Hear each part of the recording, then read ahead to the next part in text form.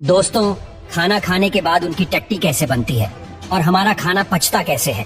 हमारा खाना पच रहा है या सड़ रहा है कैसे पता करें? दोस्तों, एनर्जी से ही हमारी पूरी बॉडी काम कर पाती है और एनर्जी हमें मिलती है फूड से, और डाइजेस्टिव सिस्टम की मदद से ही हम फूड का एनर्जी में कन्वर्ट कर पाते हैं। हम तो सिर्फ खाना खाते हैं और वॉशरूम जाकर वेस्ट को बॉडी से बाहर निकाल देते हैं, लेकिन खाने से लेकर वॉशरूम जाने तक हमारा डाइजेस्टिव सिस्टम बहुत ही ज्यादा मेहनत करता है। और इस वीडियो में हम यही देखेंगे कि डाइजेस्टिव सिस्टम काम कैसे करता है। डाइजेशन तो खाना खाने से पहले ही शुरू हो जाता है। जब हम खाने के बारे में सोचते हैं तभी हमारे मुंह में पानी आ जाता है। वो पानी नहीं होता है, उसे सलाइवा कहते हैं। जब हम खाना चबाते हैं तब दांत की मदद से हम फूड को छोटे छोटे पीसेस में ब्रेक कर देते हैं और साथ ही खाना और सलाइवा मिक्स हो जाते हैं। हमारे मुंह के अंदर सलाइवरी ग्लैंड्स होते हैं जो सलाइवा बनाते हैं और रिलीज भी करते हैं। सलाइवा में कुछ एंजाइम्स होते हैं जो कार्बोहाइड्रेट्स और फैट्स का डाइजेशन मुंह के अंदर ही शुरू कर देते हैं, और सलाइवा की मदद से खाना सॉफ्ट और स्मूथ हो जाता है, जिससे ये फूड पेट में आराम से जा पाता है। इस चबाए हुए खाने को बोलस कहते हैं और जुबान बोलस को गले में ढकेल देती है। गले में दो रास्ते होते हैं, एक लंच का रास्ता और दूसरा पेट का रास्ता। अब बोलस को यहाँ से जाना होता है पेट में, पर दो रास्ते होने की वजह से बोलस लंग्स में भी जा सकता है और पेट में भी जा सकता है। अगर बोलस लंग्स में चला जाता है तो दिक्कत हो सकती है, और यही काम आता है एपिग्लॉटिस। एपिग्लॉटिस दरवाजे जैसा होता है जो हवा की नली पर लगा होता है।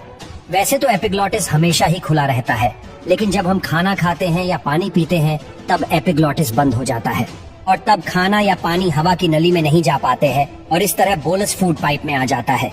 फूड पाइप को ईसोफेगास भी कहते हैं। फूड पाइप 25 सेंटीमीटर जितना लंबा होता है और फूड पाइप अंदर से इलास्टिक जैसा होता है, और इसी वजह से फूड पाइप बोलस को पेट में ढकेल पाता है, और सलाइवा की वजह से बोलस बिना अटके फूड पाइप से आसानी से गुजर पाता है। फूड पाइप के एंड पर कुछ मसल्स लगे होते हैं जो फूड को यानी बोलस को वापस फूड पाइप में जाने से रोकते हैं। इन मसल्स को LES लोअर ईसोफेगास स्फिंक्टर कहते हैं। जब LES रिलैक्स हो जाते हैं तब बोलस पेट में आ जाता है। पेट में पहुंचने के बाद बोलस की पिटाई शुरू हो जाती है। हमारा पेट खाने को सिर्फ होल्ड नहीं करता है, बल्कि एक ग्राइंडर की तरह फूड को पेस्ट में बदल देता है, और इसी इलास्टिक पावर की मदद से स्टमक फूड को पेस्ट में बदल पाता है। स्टमक अपनी इलास्टिक पावर से फूड को इधर उधर ढकेलता है, जिसके कारण फूड पेस्ट में बदल जाता है और पेट में एसिड भी होता है, और वो एसिड है HCl, हाइड्रोक्लोरिक एसिड। दोस्तों, HCl बहुत ही ज्यादा स्ट्रॉन्ग होता है, और पेट के मसल्स को HCl से बचाने के लिए पेट में म्यूक्स रिलीज किया जाता है, जो HCl को पेट के मसल्स के साथ रिएक्ट करने नहीं देता है। HCl का काम होता है फूड को डाइजेशन के लायक बनाना, और दूसरा काम होता है डाइजेस्टिव एंजाइम्स बनाना।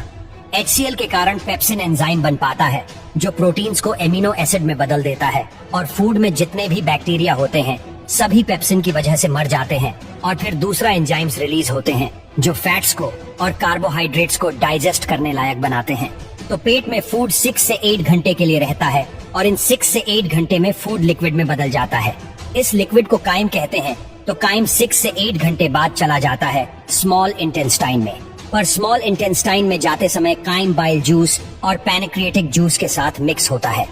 बाइल जूस बनता है लिवर में और स्टोर होता है गॉल ब्लैडर में, और बाइल जूस फैट्स को ब्रेक करता है। बाइल जूस कलर में ग्रीन होता है, जिसके कारण काइम का कलर भी ग्रीन हो जाता है, और पैनक्रिएटिक जूस में अलग अलग एंजाइम्स होते हैं जो कार्बोहाइड्रेट्स को ग्लूकोज में, प्रोटीन्स को अमीनो एसिड्स में और फैट्स को फैटी एसिड्स में बदल देते हैं। तो इस तरह विलाई की मदद से हम फूड से एनर्जी ले पाते हैं। स्मॉल इंटेस्टाइन से गुजरने के बाद काइम चला जाता है लार्ज इंटेस्टाइन में। लार्ज इंटेस्टाइन तक आते हुए काइम से लगभग सभी न्यूट्रिएंट्स खून में चले जाते हैं, और इसीलिए काइम का कलर ग्रीन से ब्राउन हो जाता है। ब्राउन काइम में अभी भी कुछ न्यूट्रिएंट्स और फाइबर्स होते हैं, और फाइबर्स को हम डाइजेस्ट नहीं कर पाते हैं, और यही हमारी मदद करते हैं माइक्रोब्स, बैक्टीरिया। हमारा लार्ज इंटेस्टाइन 1.5 मीटर जितना लंबा होता है, और पूरे लार्ज इंटेस्टाइन पर बैक्टीरिया माइक्रोब्स होते हैं जो काइम से बचे हुए न्यूट्रिएंट्स को डाइजेस्ट करने में मदद करते हैं। लार्ज इंटेस्टाइन के एंड तक पहुंचते हुए काइम से सभी न्यूट्रिएंट्स और पानी निकाल लिए जाते हैं, और अब ये काइम बदल जाता है स्टूल में यानी टट्टी में, और लार्ज इंटेस्टाइन में ही स्टूल यानी टट्टी पर म्यूकस रिलीज किया जाता है ताकि टट्टी आसानी से बाहर निकल पाए। लार्ज इंटेस्टाइन में फूड बहुत ही धीरे डाइजेस्ट होता है, और इसीलिए लार्ज इंटेस्टाइन में फूड को पूरी तरह डाइजेस्ट होने के लिए 30 से 40 घंटे लगते हैं। फिर 30 से 40 घंटे बाद स्टूल चला जाता है रेक्टम में, जो कि टट्टी को स्टोर करता है। और जब रेक्टम भर जाता है तब हम वॉशरूम जाकर उसे खाली कर देते हैं। तो इस तरह फूड डाइजेस्ट होकर बाहर निकल जाता है।